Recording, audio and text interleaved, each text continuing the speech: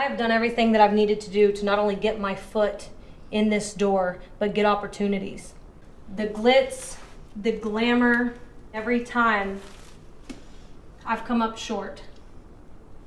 Do you know what it is? It's because I got complacent. This lifestyle, I got comfortable.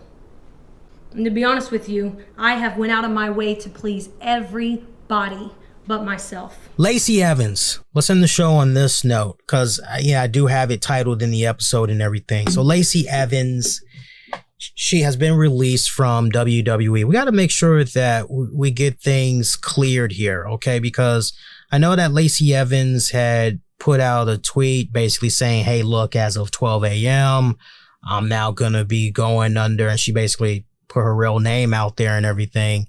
And a lot of people were given the impression that she was being released by WWE. And in actuality, what went down with Lacey Evans is, she fulfilled all her contractual obligations. Her contract had expired. And what she decided to do, she told WWE, hey, look, I'm not interested in renewing my contract.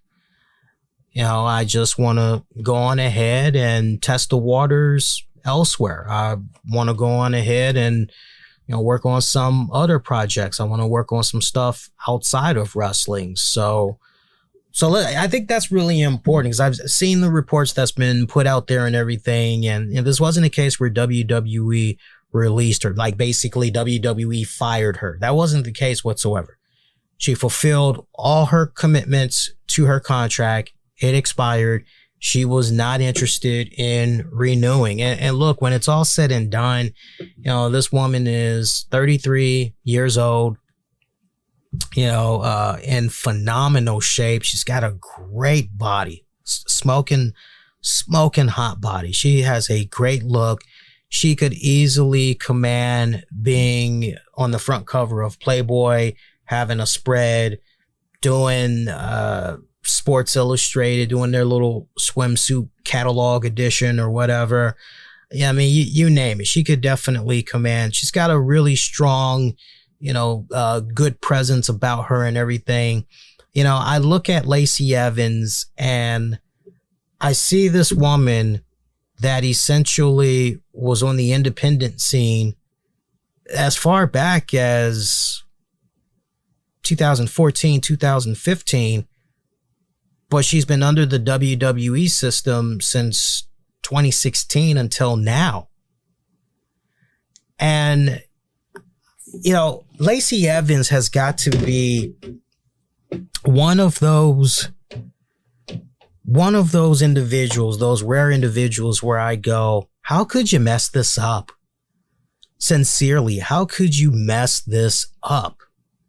I've heard so many people talk about, Lacey Evans, and, you've got those that say, she can't wrestle worth a damn. I beg to differ. Lacey Evans wrestles better than half the women on the AEW roster. Lacey Evans wrestles better than a decent amount of the women currently in WWE across all the shows that you're looking at. There are certain women that I'm looking at going, why is this one getting TV time and all that, when a woman like Lacey Evans very easily should be the one that can slide right on in there. I've never seen a bad Lacey Evans match. Now, I'm not saying that to say on the flip side to that, Lacey Evans, every match she's done, it's been an A minus. On the contrary, typically I've seen Lacey Evans do roughly a C to a C plus type of match. Maybe only a couple in there where I go B minus. But that's probably maybe 3 to 5 at most for like her entire career. It's probably 3 to 5 at most that I go, that's a B minus. But typically I've seen about a C plus, and that's not bad. That's not bad whatsoever. As I've always said on this show for years, you're only as good as your dance partner.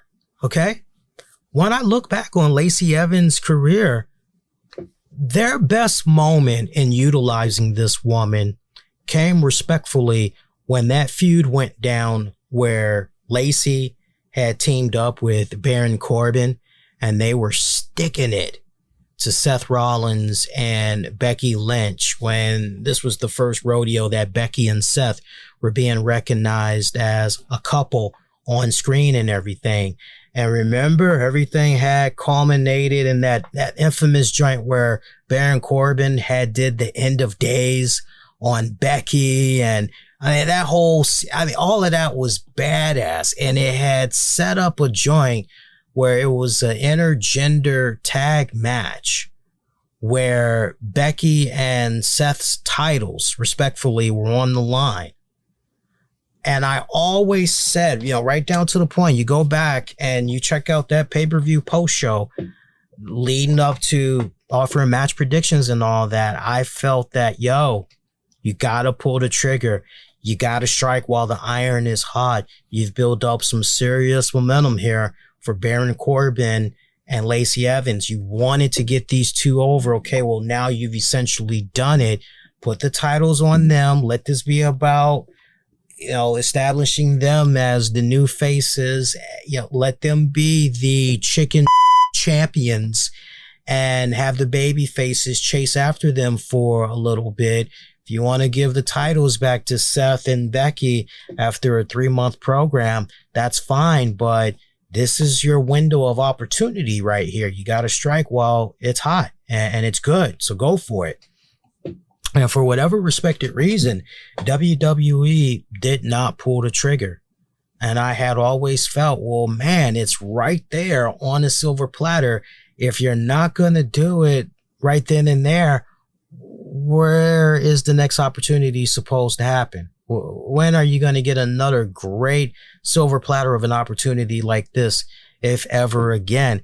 And I just felt when WWE did not seize that moment, that pretty much told you all you needed to know about Baron Corbin and Lacey Evans in a nutshell, sadly. Now, some people, including myself, wasn't really a fan of the whole foghorn, leghorn, southern gimmick because it's in my wheelhouse within reason. And what I mean by that is when I looked at that Lacey Evans gimmick, I do declare, I'll say, pay attention, boy, pay attention, right? That whole southern foghorn, leghorn gimmick of hers, that's how I've always dubbed it. But I've always looked at it and I always felt this is too hokey dokey for where we are currently in pulp culture. This feels like we're taking a serious step back to wrestling of yesteryear, particularly during that 80s, 90s period where we've got Repo Man, we've got the Mountie and all these other characters running around. Not really sure that we can get away with this kind of character, right? I mean, she felt like she was part of a completely detached universe all in itself. When she came on, tell me if I'm lying, but it felt like you were watching something of a completely different show, right? Like it wasn't complimentary to what you were watching overall of the WWE product, and that she felt out of place. Now, if you were maybe to look at David McLean's Gorgeous Ladies of Wrestling, or you were to look at Wow, Women of Wrestling, you go, okay, yeah, that Lacey Evans, Southern hospitality, foghorn leg, okay, yeah, that works fantastic over here. But taking that and trying to force that to work in WWE, that's basically taking a circular piece of a puzzle and forcing it to fit in a triangular gap. It wasn't working, okay? But Lacey, she tried. She kept chipping away. They had their moment. They didn't pull the trigger. The stuff that was going on with Ric Flair, I thought that was a decent little rub for what it was worth. mixing Charlotte in there and everything. You know, we never did find out who the baby daddy was, by the way. Remember that? Because Lacey Evans had revealed that she was pregnant. We never did find out who the baby daddy was. You know, where exactly that was going to go and all that. But, you know, just this girl, I don't like saying, and you've never heard me say, I'm glad that person's fired. You've never heard me say that. The one thing you will hear me say from time to time is, hey man, people get themselves fired when they don't do their job. You've heard me say that. With Lacey Evans, this is a very interesting, unique situation here. It's almost like a double-edged sword, so to speak, because on the one hand, you look at the stuff with Lacey Evans and you go, okay, the system, the writers, they all failed you right here, you know, from these areas, even with the whole military background. I'm very surprised that with Lacey Evans' whole military background, that they didn't say to themselves in WWE, holy we've got our own Captain America. We've got a real life Captain America right here. This is our own Peggy Carter.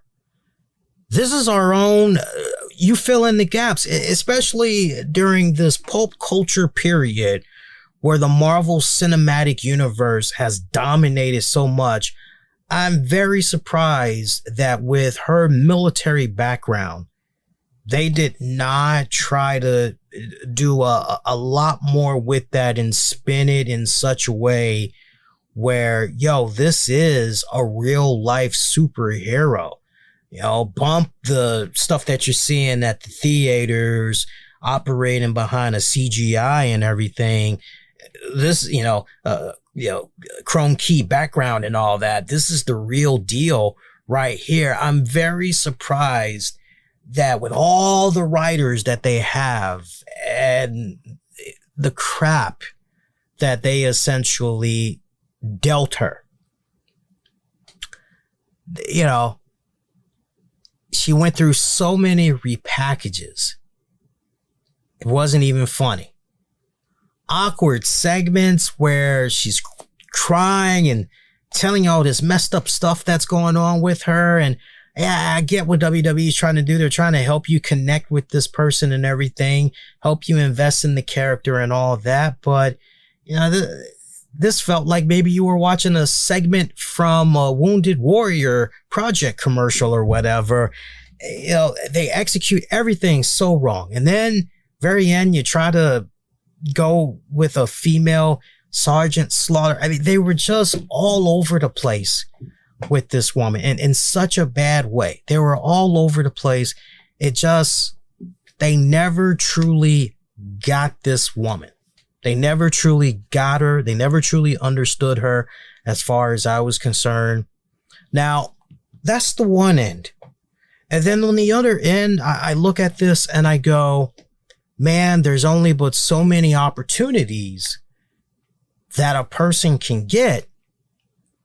And sometimes it's just, you got to know when to cut your losses.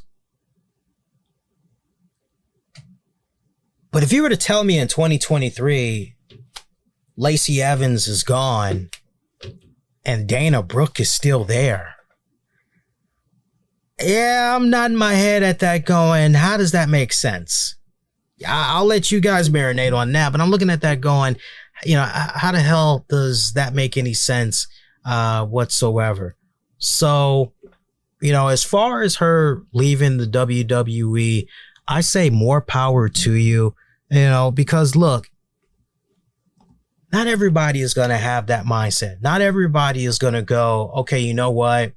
I'm in a position where my looks and all this that I got going on, I can easily just rely on this and keep taking this easy money that's coming in, and I can, you know, do what I need to do to take care of my family, whatever they need me to do and everything. Hey, it's all good, but I've got all this money that's coming in. Hey man, I'll be complacent. And then there is, okay, you're 25 years old. You're 30 years old, you're 33, you're 35. Where do you see yourself 5 years from now, 10 years from now? What do you want to do as far as a career path goes? Where do you see yourself trying to, where do you see yourself being? What would you like? You understand what I'm saying, folks? So, and you got some people, hey, look, some people, they don't want to rock the boat. They want to be complacent. More power to them and everything. But when you're Lacey Evans and you're in a position here where, hey, man, this is all about having more of an opportunity to be able to spend more time with my kids, being able to spend more time with my family, being able to give back to my community, which I love tremendously and everything, and hey, you know what? I respect that. To hear that she plans on opening a local rehabilitation and community organization, basically like a Alcoholics Anonymous, and she's got this place that's gonna have free coffee and donuts, get you some type of help, resources available for any type of addiction that you may have and everything. Teach women and military spouses critical skills that allow them to, get jobs and, follow their dreams, their goals and all that. I respect the hell out of that. And the place is open right now. It's called Sunny Summers Cafe. It's open daily from 5 a.m. until 6 p.m. Website is up and running and everything. I think that's very good, what she's got going on there and everything. And right now, I'm looking on their ratings, and right now when you go to their website, they're sitting on a 4-star rating out of 5. And I'm looking at one of the most recent reviews that says patience is a virtue, and we all must have patience in awaiting the opening of this adorable cafe. The owner is warm and welcoming, and you leave her presence with feeling of having known her for years. The vision and idea behind this visual delight will be worth the wait. Stay tuned. Okay, so this place hasn't even opened yet, and it's open now, but it seems like at the time that they left this review, it didn't open yet. Tammy Crooks in May 2023 said this. They gave a 1-star rating. They said, should be clear, they are not open yet. Still under construction. What the heck? I mean, that the place isn't open, and then you go out of your way to leave a 1-star review as a result of the place not being open yet. Should be clear that they are not open yet. What the hell? Come on, don't be. Stephanie Reyes gave it a 5 out of 5, and she also added, in addition to that, the food, 5 out of 5. Amanda said, Brittany is amazing. What a beautiful motivational speaker. Such a perfect way to start the day. Kid friendliness. The art is amazing. So, for those of you that are in the South Carolina area, it's at 7. And shout out to those of you, because I know we actually get listeners from the South Carolina and North Carolina areas. And I think, honestly, that's because of what all I had talked about with the wedding in North Carolina a couple of years back, the whole experience out there, and how I had appreciated the hospitality and all that. So I would imagine that reached a couple of ears somehow. But I appreciate that. If you guys are interested, you want to check it out. It's at 7 Robert Smalls Parkway in Beaufort, South Carolina, 29906. You can call area code 843, the place itself, 843-597-9893. And in addition to that, visit the website. Where's the website here? So am I reading this right, that the restaurant doesn't have, because I'm looking at the restaurant information on the Restaurant Jai. I'm looking at it that way through Restaurant Jai. It's kind of like a snail that grabs information from various parts and basically compiles it that way. Let me see here. I'm actually looking at their menu. Is this them? Is this their menu? Let me look at the address. Yeah. Hey, check out this menu. This menu is pretty good. So apparently they offer waffle pops, 1 topping, 1 sauce. Additional toppings is 50 cents. It's $8. There's a parfait, fresh yogurt, granola fruit. That's $4.50. Specialty donuts, $2.50. Pick any 3, $6. Half a dozen, $13.50. 1 dozen, $26. That better be some bomb donuts. I mean, them things better be jumbo suckalicious for all them prices. French toast, $9. Double stack, topping sauce, additional toppings, 50 cents. Okay. Biscuits and gravy. I love me some biscuits and gravy. $7.99, half order, biscuit. Whole order, 2 biscuits, $9.99. All right. Hot coffee, 12-ounce, 16-ounce, brew of the day, $3, $3.50. Okay. Americano, $3.65. Latte, $4.50, $5. Machado, cappuccino, dirty chai, cold coffee, nitro cold brew, whiskey cold brew, iced coffee, frap. Specialty coffee is available as well, including vanilla ice cream espresso. Ask about seasonal coffee. Not bad. They got Coke, Sprite, Diet Coke, water, apple juice, orange juice, milk. They got milkshakes, pancakes, a pancake burger, panini press, bread, multigrain ciabatta or brioche. Meat, they offer bacon, turkey, ham, tuna. Cheese, they offer American, Swiss, provolone, lettuce, tomato, onion. Grill, that's $10. $10.50 for the panini press. Grilled cheese, $5. A beef hot dog, $4. Side chips is available as well to go with that sandwich. Peanut butter and jelly sandwich, $5. I think this is pretty good. Milkshakes, $8.50. Chocolate, strawberry, vanilla, seasonal. Pretty good. This is pretty good. So they got a pretty good basic menu from what I see here. So the direct site that I'm looking at, it looks like they built this site using my Shopify. Let me see what happens if I just do this. So that's going to break the link altogether. So when I hit home, yeah, so the way that you find this site, you go to sunny-summers-cafe.myshop.com.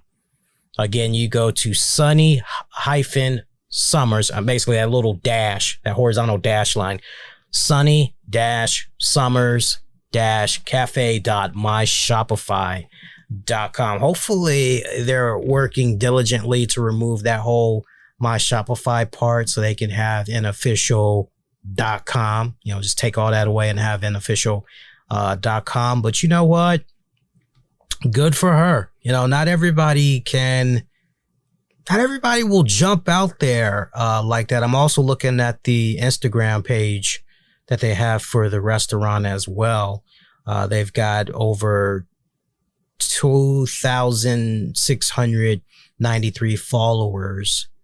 And the place looks pretty good.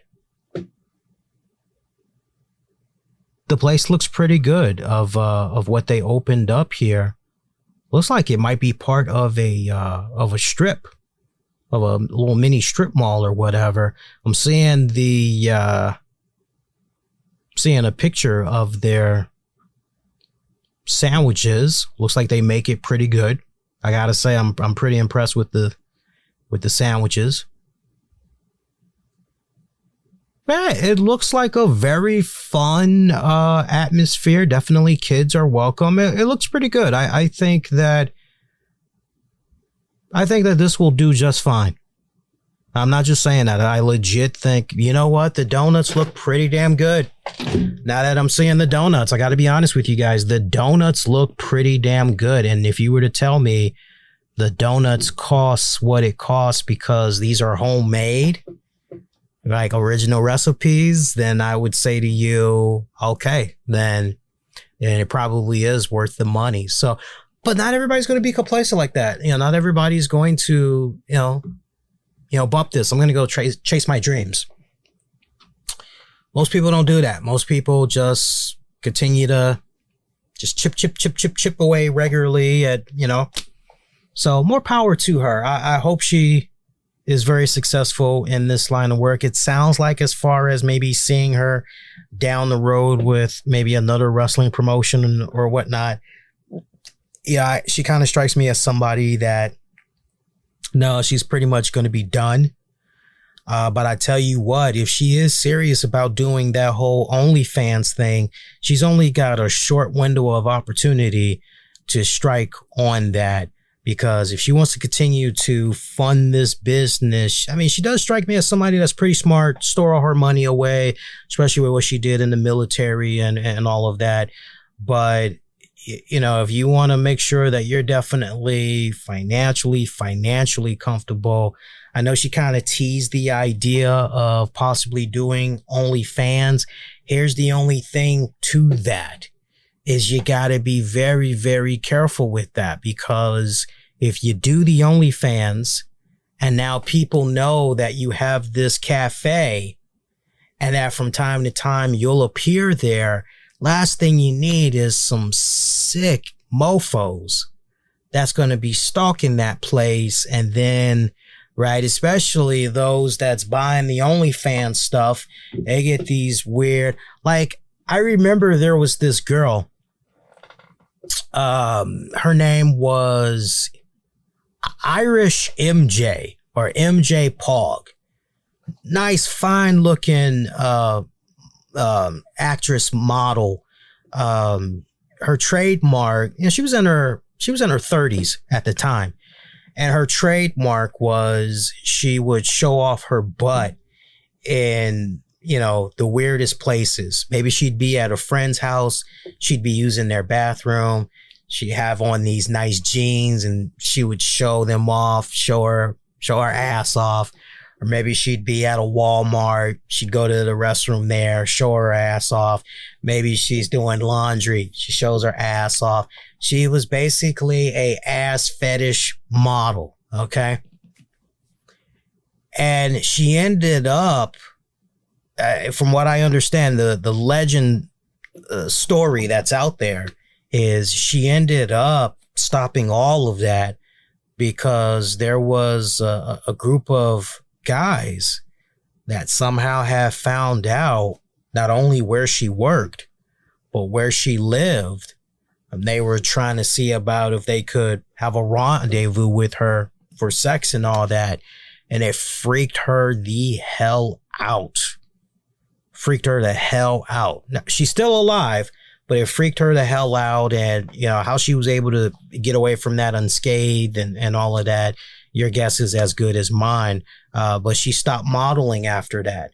So my biggest fear, my piece of advice to Lacey Evans is, I know you kind of teased the idea when it was brought to you about OnlyFans, but you may want to just tread lightly and, because you're going to put yourself in a very delicate situation there with some creepy SOBs. And heaven forbid you have creepy SOBs that call your cafe looking for you, calling all around the clock when the calls, the phone line could be freed up to do orders and other stuff and all that. So it's a very, I know some fans out there that mean well, they be willing to support her with the OnlyFans and all that. But you got to be very particular about this. I think the way that you need to do this OnlyFans is you can't go nude. That's the thing. You can't go nude. You can't do any raunchy videos. Definitely no videos playing with yourself and all that other crap. And I think it has to be a situation where, any money that is donated, anybody that chips in for an OnlyFans account, the money is basically 100% of the proceeds is going to the cafe, which basically is going to help out. I think if it's organized in that type of a way, structured in that type of a way, then, and Lacey Evans seems like a very, very smart woman to me. I may not agree with her on all her political stances, religious stances, vaccination, and a few other things, but I'll give the devil credit where it's due. She seems like a very educated, resourceful woman. I would like to believe that she's definitely going to be very cautious about this and be very strategic about how she wants to try and execute this, right? So we'll see. We'll see in due time if that OnlyFans is going to come to fruition or not.